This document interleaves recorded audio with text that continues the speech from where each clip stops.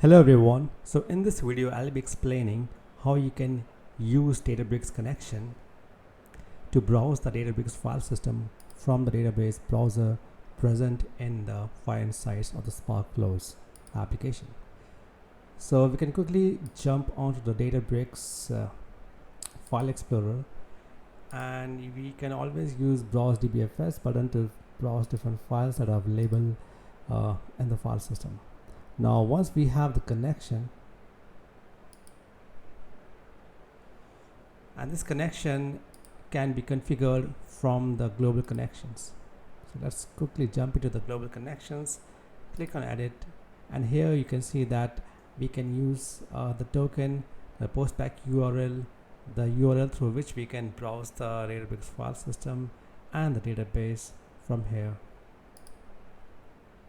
And these are some of the dependencies that needs to be stored when we are executing some of the Spark jobs on Databricks cluster. So once you have the connection ready, you can always go ahead and click on the data and then click on dbfs to look at all the different files and directories available over here. Now let's create a new directory.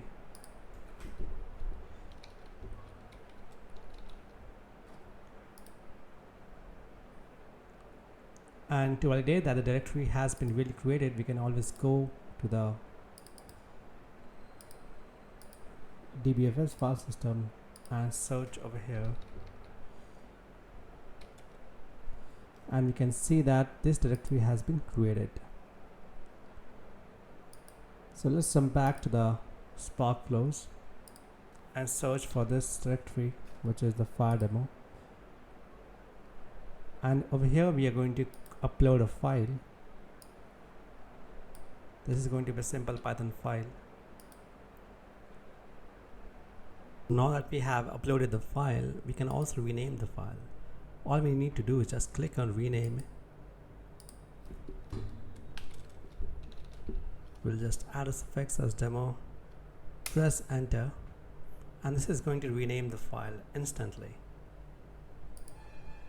And we can also download the file, and if we do not need it, we can also delete the file. So Sparkflows provides all the different features for browsing, deleting, exploring the file system. Thank you.